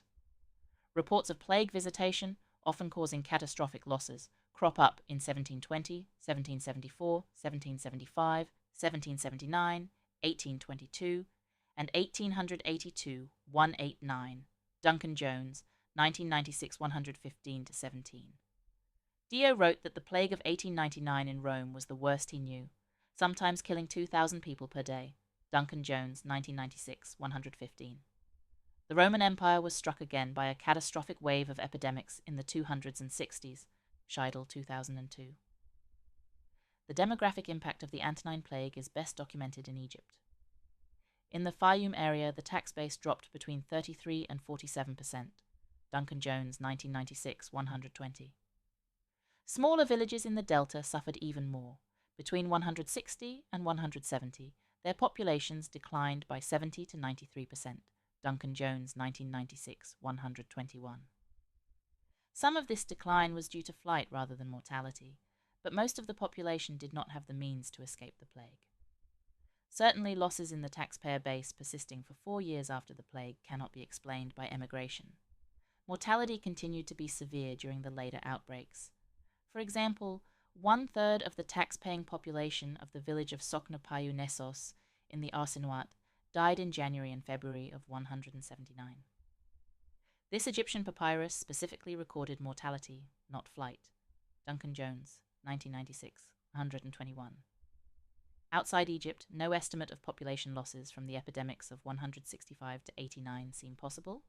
Literary sources report heavy mortality in a variety of places across the empire and among the soldiers. Reviewed by Duncan Jones, 1996. Friars, 2815-16, estimate, namely, that up to 10% of the empire's total population may have perished in the plague, with the percentage perhaps twice that in cities and military camps, seems to us overly conservative. Many historians had similarly doubted that the Black Death of the 14th century could have caused a catastrophic mortality until modern research decisively demonstrated the scale of the catastrophe. See Chapter 2. Our guess is that the mortality of the Antonine Plague during the whole period of 165 to 89 was comparable to that of the Black Death in Western Europe during 1347 to 80, so Fryer's estimate should be doubled or even tripled. A much more plausible estimate is that of Scheidel, 2002, who points to a massive mortality of as much as 25% in the first 10 to 15 years of the Antonine Plague. See also Zellner, 2003. At the same time, there is no need to overemphasize the importance of the plague for the subsequent course of the Roman history. The plague hit the empire when it was already under an enormous demographic structural stress. In the absence of such stress, the population losses caused by the epidemics would have been made up in a generation, at most 2. But by 165, the social system was already near a critical point, and the plagues pushed it beyond it. Arguing by analogy with the events of post-Black Death Western Europe, see Chapter 2, we suggest that the Antonine Plague imposed a higher mortality on the productive classes than on the elites. A serious elite overproduction problem had already developed by 165. The differential mortality due to the epidemic hastened, and Exasa, ROME, THEPRINCIPLE, 235. Table 7.10. Real wages of agricultural laborers in Roman Egypt. Index equals 1 in the 2nd century. Period daily wages, monthly wages. 2nd century 1.0, 1.0, 250 to 261.25, 1.17. Source: Scheidel, 2002, Table 10. Baited the developing political crisis. According to our theory, it was the ensuing century of socio-political instability that was responsible for preventing population recovery after the epidemics and, in fact, probably caused further population decline. The real wages, expressed in wheat equivalents, moved in the direction consistent with the idea of 3rd century population decline. By the 260s, real wages had increased by about 20% compared to the pre-plague period. Other more anecdotal data support the general trends summarized above. For example, in the village of Theodelphia in the Fayoum, the 2,500 residents in the 130 cultivated 1,600 to 1,700 hectares of arable land. In 216, an unknown but obviously diminished number cultivated 990 hectares of arable land. What is of particular interest is that the arboricultural land, vineyards and orchards, increased from 140 hectares in 1580 to 415 hectares in 216. These documented changes indicate that, after the plague, fewer people had to be fed, and that these villages enjoyed a higher living standard than in the 2nd century, either because they could afford to consume more wine and fruit, or because they derived profit from selling these products to urban customers. Scheidel, 2002. The decreased importance of cereals in the commoner diet in post-plague Egypt parallels that in England after the Black Death. Political crisis. After the murder of Domitian and the installation of Nerva by the Senate in 96, the Roman Empire entered a period remarkable for its internal stability. The 5 good emperors enjoyed the goodwill of the senatorial elite and other propertied classes and the loyalty of soldiers. Ward, Heichelheim and Yo, 2003, 335. Although social and economic pressures were rising, as described in the previous sections, the internal peace lasted until 165, when it was shattered by the arrival of the plague. The subsequent period has aptly been called the Antonine Military Crisis by Greenberg, 2003, 424. The Germanic incursions into Pannonia in 167, the invasion of Italy itself by the Marcomanni, and Greece and the Balkans by the Costoboci in 170. Devastating raids upon Spain and then Africa by Mori in 171, the Boucaloy Revolt in 180, 172, the rebellion of Avidius Cassius in 175, a subsequent wave of invasions of Spain and North Africa in 177, protracted campaigning against the various German tribes until Marcus's death. CHAPTER 7236. Despite these pressures, Marcus Aurelius was able to hold the ruling class of the empire together. The collapse occurred under his heir Commodus, 180 to 92. It resulted from divisions and jealousies among the members of the imperial family, military officers, and powerful senators. Ward, Heichelheim, and Yo, 2003, 379. The first plot was hatched in 182, when a number of senators conspired with Commodus's sister Lucilla to assassinate him.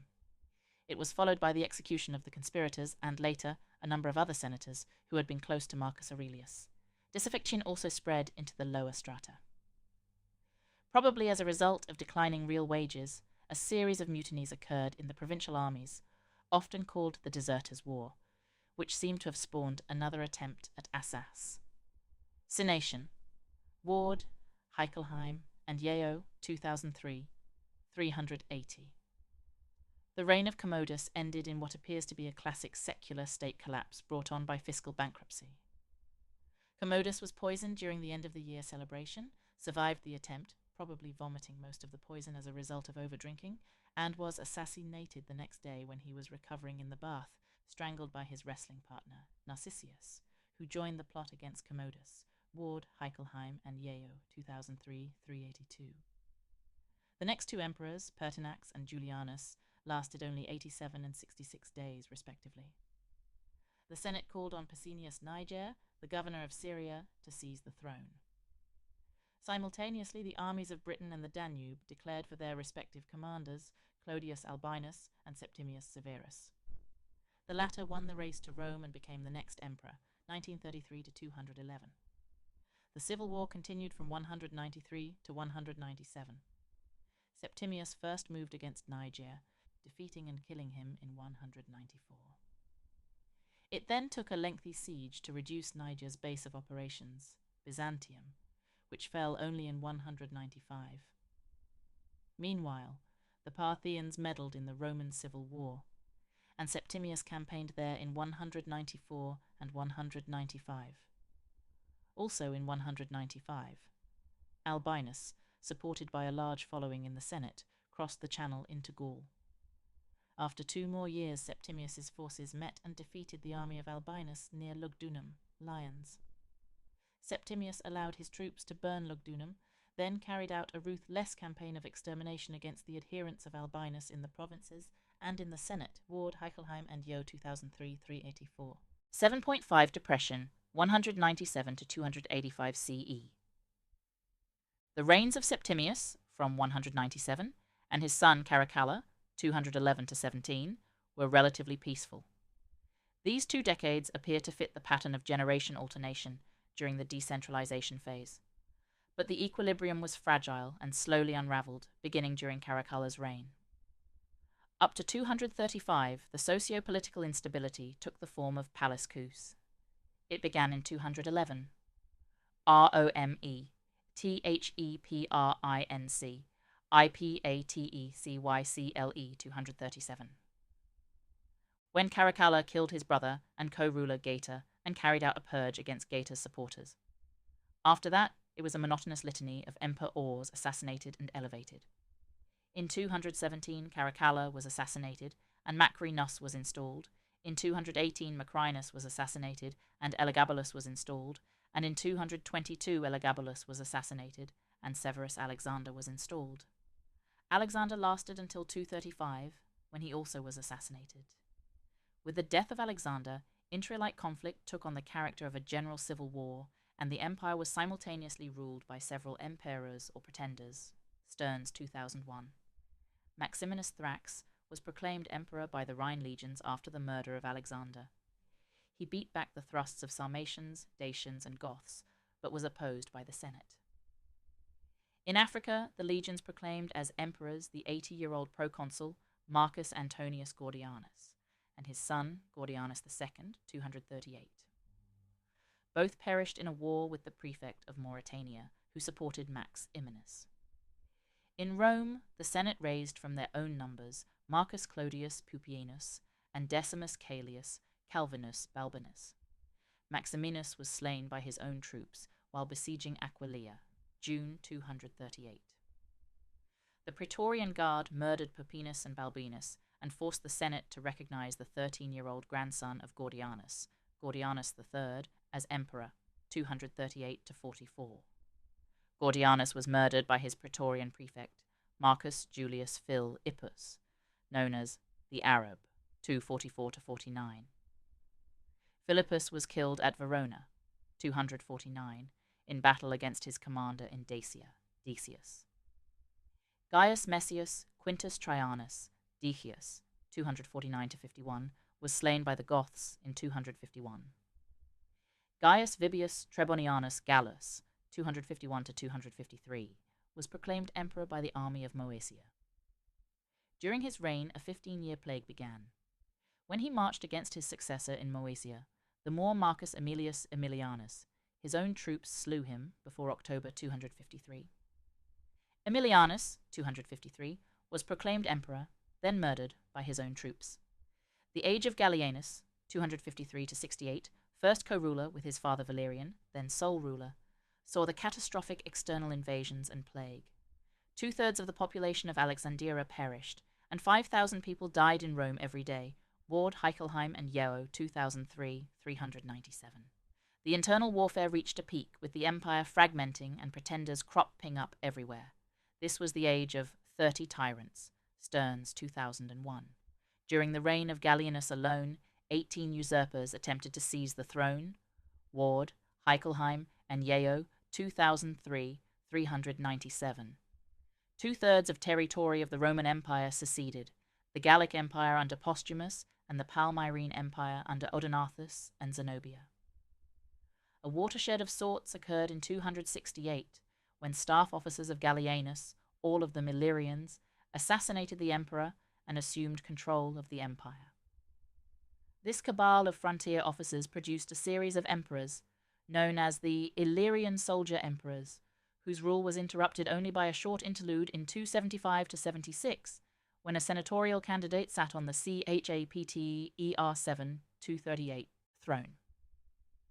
The Illyrians began the task of restoring the empire. Their job was largely accomplished in 285 with Diocletian's victory over Carinus in the Battle of Margus. 7.6 Conclusion. Although our database on the economic and social dynamics of the Roman Empire during the Principate is not as complete as one would wish, the empirical trends that it delineates are generally in agreement with the predictions of the demographic structural theory. Thus, the population trend was up until the middle of the 2nd century, followed by collapse and stagnation brought on by, first, the Antonine plagues, and then by endemic civil warfare of the 3rd century. There were, however, important regional differences.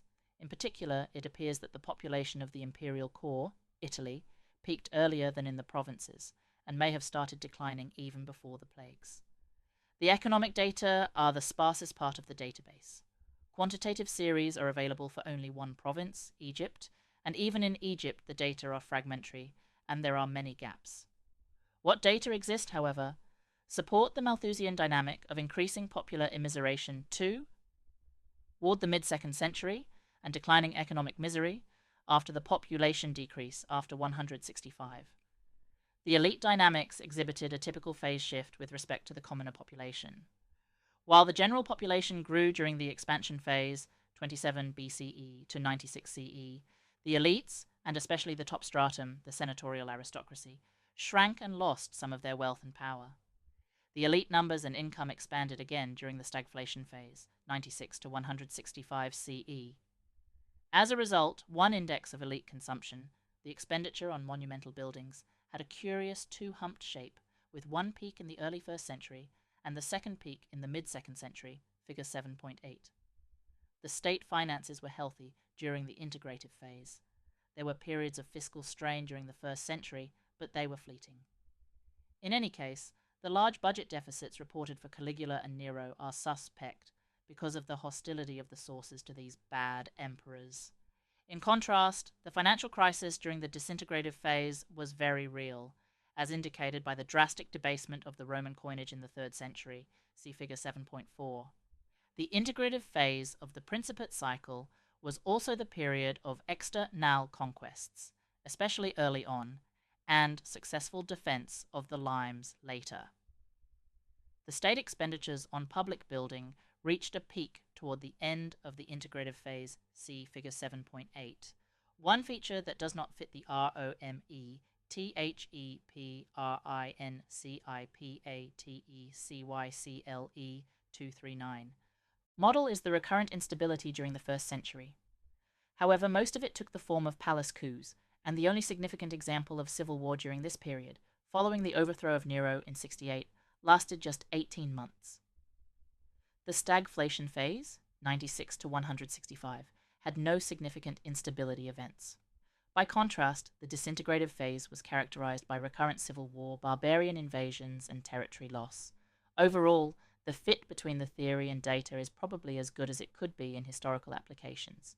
With the caveat that the data are somewhat scanty, the Principate period appears to be another nearly perfect secular cycle.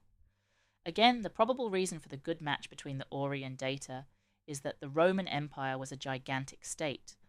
The only other state that could even remotely threaten it was the Parthian Empire, and therefore its rise and fall dynamics were primarily governed by endogenous mechanisms. Chapter 8. Russia, the Muscovy cycle, 1460 to 1620. 8.1 The 15th century crisis. The starting point of our investigation is the second half of the 15th century, because only from this date on do we have access to reasonably detailed sources on the agrarian history of Russia, the Novgorod scribe books. This does not mean that a demographic structural analysis of earlier periods of Russian history is impossible. Such an attempt has been made in one of our earlier articles, Nefedov 2002. Although the fragmentary nature of sources allows us at most a hypothetical reconstruction of economic and social dynamics, we believe that a case can be made that prior to the middle of the 15th century, Russia experienced two secular cycles. The first or Kievan cycle began with the East Slavonic colonization of territories that eventually became Russia and ended with the demographic structural crisis of the 1220s to 1250s in the northwest, the Novgorod and Pskov lands. Other Russian principalities succumbed to the Mongol invasion during the 1240s. The demographic catastrophe of the mid-13th century was followed by sustained population growth during the 14th century. By the end of the century, we again observed numerous signs of overpopulation in the Novgorod land. The severe climate and poor soils of the northwest could support only a relatively sparse popular taion. As a result, it did not take much time for population growth there to reach the limits of subsistence.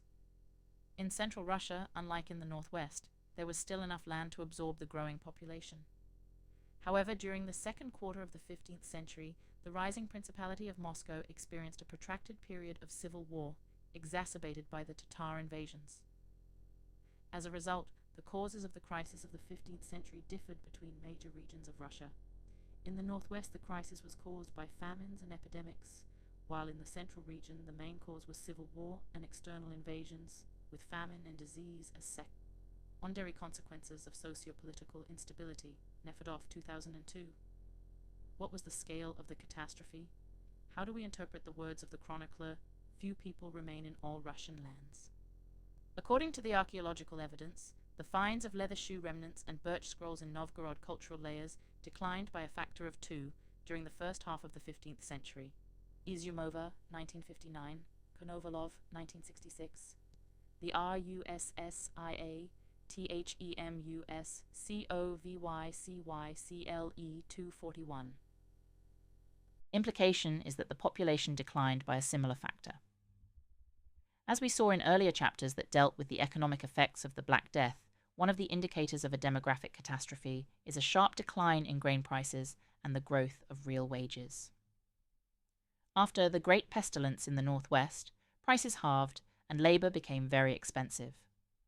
The daily wage increased to approximately 24 kilograms of rye. Nefedov, 2002. According to archaeological data, 1/5 of villages in the Moscow region were deserted. Yushko, 1991, 52-53. Population losses were undoubtedly even more severe, because the surviving villages must have also lost population to famines and epidemics. The rate at which stone buildings were constructed in Moscow and Tver declined abruptly by a factor of 2.5 to 3, Miller 1989. As happened after the Mongol conquest, several chronicles were terminated, creating a gap in the chronicle coverage of Russian history extending to the mid-15th century, Lurie, 1994. The socio-political crisis in the Moscow region was severe and lasted half a century, from the devastating Tatar invasion led by Yedigey in 1408 and the first plague epidemic of 1418 to the end of the Internecine War in 1453.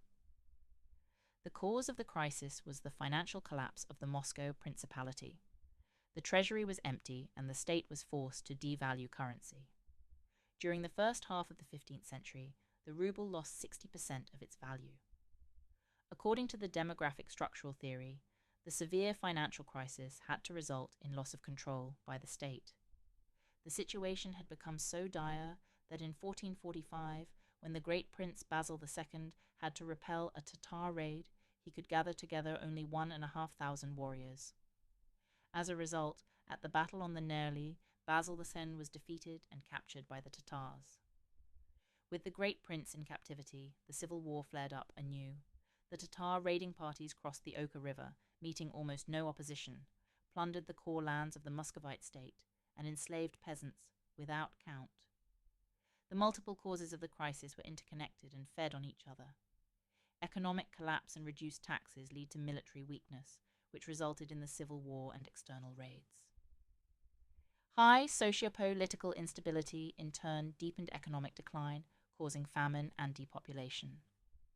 And they spent the remnants of the Russian land while quarreling among themselves, wrote the Novgorod chronicler, summarizing the end result of the princely feuds, Lurie 1994-56, 8.2 expansion 1460-1530. The crisis of the 15th century resulted in a significant decline in population numbers. As a result, during the second half of the century, Muscovite Russia experienced economic conditions that were typical of the beginning. Chapter 8.242. Of a secular cycle: low population density, high land-to-peasant ratios, high real wages, and relatively low land rents. Foreigners who visited Russia during this period marveled at large forests and an abundance of grain and livestock. Barbaro and Contarini, 1873. As we noted above, real wages were very high during the period following the end of troubles. The daily wage was more than 20 kilograms of rye. By the early 16th century, real wages had declined somewhat, but were still at a relatively high level. During the 1520s, an unskilled worker in Moscow earned 1.5 dengas, 0.6 grams S per day. 1 denga equals 0.395 grams of silver. We need to translate this nominal wage into the real one. The most common grains grown by Russian peasants were rye and oats. 1 quarter of rye, 4 puds equals 65.6 kilograms, plus 1 quarter of oats, 2.7 puds equals 44.3 kilograms, made up the unit known as yuft. Using this grain unit, we can translate the nominal daily wage of 1.5 dengas into 11 kilograms of grain, rye and oats. Such a real wage is approximately the same as the one earned by unskilled workers in Germany in 1490 to 1510, during the expansion phase of the early modern cycle, Abel 1980, Nefedov 2003. As to the land rents, we know that the typical size of land worked by peasants in central Russia during the beginning of the 16th century was 15 desiatins, 16.4 hectares. Peasants were required either to pay the quitrent or to perform corvée labour for the lord. For example, the corvée duties consisted of working an additional 3 desiatins for the lord, 2 of which were cultivated in any given year under the 3-field system. Thus, under the corvée system, a peasant family cultivated 18 desiatins, 19.6 hectares, and had to pay to the lord the crops from 3 of them, that is, 1/6 of the total. 18 desiatins was a large amount of land, and in the Novgorod land it was typically cultivated by an extended family consisting of 7 to 8 members, including 2 adult men, and M employing 2 to 3 horses. It is probable that large families were also typical of the central region. The typical yield ratio of land sown with rye was 1 to 3.3. For oats, it was 1 to 3.1. As the calculations in Table 8.1 show, the estimated per capita consumption for a typical household of 8 persons cultivating 15 desiatins was 425 kilograms. The minimum per capita consumption of grain in Russia is 250 kilograms per year. This is higher than what we assumed for Western Europe, because we need to take into account the higher energetic demands associated with the cold Russian climate. Thus, the consumption level characterizing Russian peasants in the early 16th century was quite good, especially when we take into account animal husbandry and forest products. The reign of the great Prince Ivan III, 1462 to 1505, was the most tranquil and happiest time in the Muscovite land. Soloviev 1989-3169. Famine, pestilence, and Tatar attacks abated for a time. Government Docu R USSIA THEM USCOVCYCLE 243. Table 8.1 Estimated Peasant Budget, Central Russia. Assumptions, local units, standard units. Total area cultivated 15 desiatins, 16.35 hectares. Planted with rye, 5 desiatins, 5.45 hectares. Seed input, rye 40 puds, 656 kilograms. Yield ratio, rye 1 to 3.3, 1 to 3.3 net harvest. Rye 92 puds, 1,509 kilograms. Planted with oats, 5 desiatins, 5.45 hectares. Seed input, oats 55 puds, 902 kilograms. Yield ratio, oats 1 to 3.11 to 3.1. Net harvest, oats 115.5 puds, 1,894.2 kilograms. Net harvest, rye plus oats, 208 puds, 3,403 kilograms. Household size 8 persons. 8 persons. Per capita net yield 26 puds, 425 kilograms. Ments of this period contain multiple mentions of new lands brought under plough and the resulting growth of cultivated area. Cherepnin 1961-66. Ivan III conducted 2 censuses in the Novgorod land, one during the 1480s and another around 1500.